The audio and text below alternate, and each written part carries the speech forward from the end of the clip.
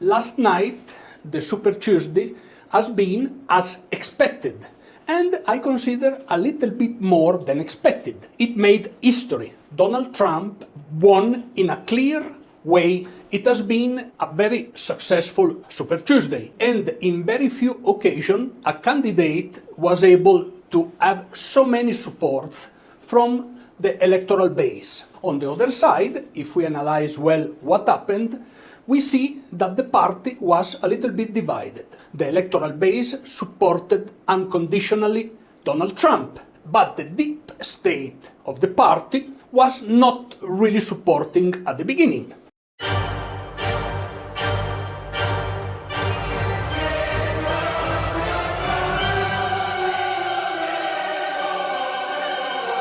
After the clear victory of Donald Trump, the base, the voters of the Republican Party, sent a very strong message to the hierarchy of the same party. So at this point, it's very clear that the party will support and will embrace the nomination of Mr. Donald Trump.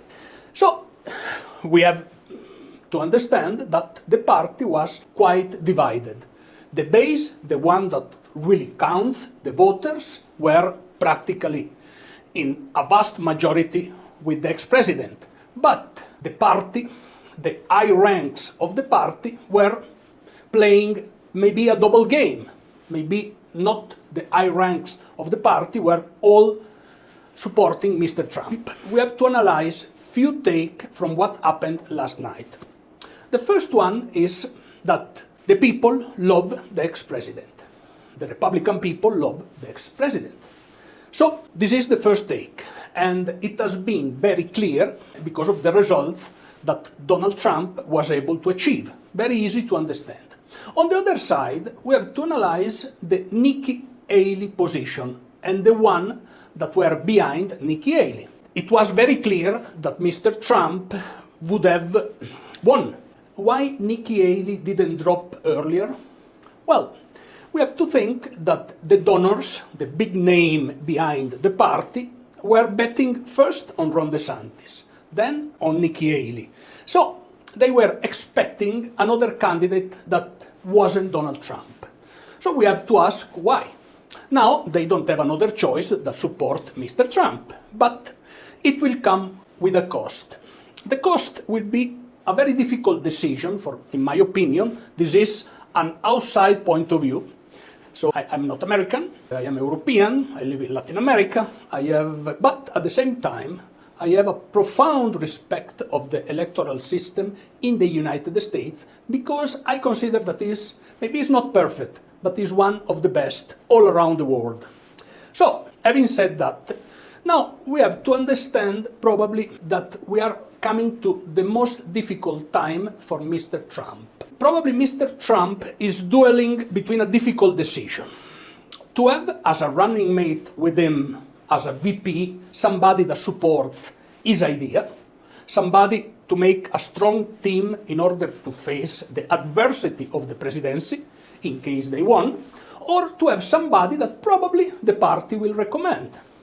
It's a very tough decision, it's a very difficult decision. I think, at the same time, that during the last elections, when Mr. Trump was elected as a president, he maybe followed some sponsored candidate of the party. And maybe Mr. Trump, after losing the election against Joseph Biden, realized that probably it wasn't the wisest decision.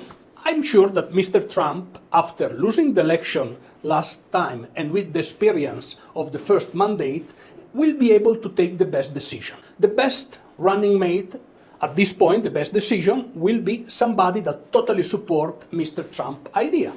At the end of the day, a president should push his agenda. It's very difficult to be the CEO or the president of a company and to have some managers that have a different idea. In order to have the company successful, you must have all the people working in the company with your idea. Everybody pushing in the same direction. For example, the football teams, when they won, they are able to push strongly in the same direction. What if somebody starts to push in an opposite or in a divergent direction? You can imagine that it's going to be, in that case, in the second case, very difficult to run and to win the game. In a very simplistic way, we can see how a president should be in that way successful or maybe not so successful. So, first, we have to congratulate Mr. Trump. It was an excellent job. And also we have to recognize some aspects of what happened during the last years. I think that Mr. Trump, as other presidents in Latin America, Javier Milei in Argentina or Nayib Bukele in El Salvador, are treated in a very unfair way from the press. We have to ask why the press is so against such figures. Why? It's very difficult to understand. At the same time, they many times are accused of things in a wrong way, for example, of being extreme right. I come from Europe. I know quite well the horror of the Nazi fascism, and I can assure you that Mr. Trump, nor Javier Milei, and nor Bukele are of the extreme right. Unfortunately, in Latin America, and maybe not only in Latin America, there are some countries that have embraced the ideas of the socialism of the 21st century. So, some of these countries have turned out to be very authoritarian, where their people are oppressed under the machine of the government. So, the international press criticize more Javier Milei, Nayib Bukele, or Mr. Trump than focusing on countries that are really limiting the freedom of their people. We should ask why. It's very strange, a little bit bizarre. At the same time, I come from a country where we have the judiciary system that it is, and it tends a little bit to the left. At the same time, in the United States, Donald Trump is going through different process. We have to ask why. Why everybody is attacking so much the ex-president? That's a question that we should raise. So, anyway, we will have the opportunity to see how the development will be in the near future. At the same time, it's very important to notice that it's a recent news, but the Supreme Court ruled that Trump was a legitimate candidate to run in the primary process. And so he won a first important legal battle. We have to recognize that. Anyway, good luck to Mr. Trump to his decision. It will be, as I said, a very difficult decision, and I hope the best for the American people and for their success.